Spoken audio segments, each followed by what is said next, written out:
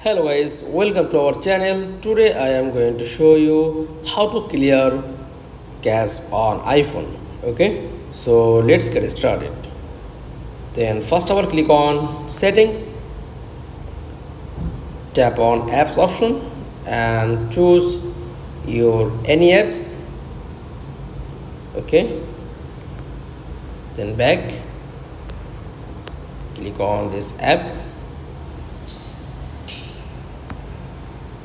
Okay, click on settings and tap on settings, scroll down, tap on clear data and click on clear my AI data and clear cache. Just click clear all cache. Okay, that's all, and try another apps and all clear cache on iPhone. That's all. Thanks for watching. Please like, comments and subscribe.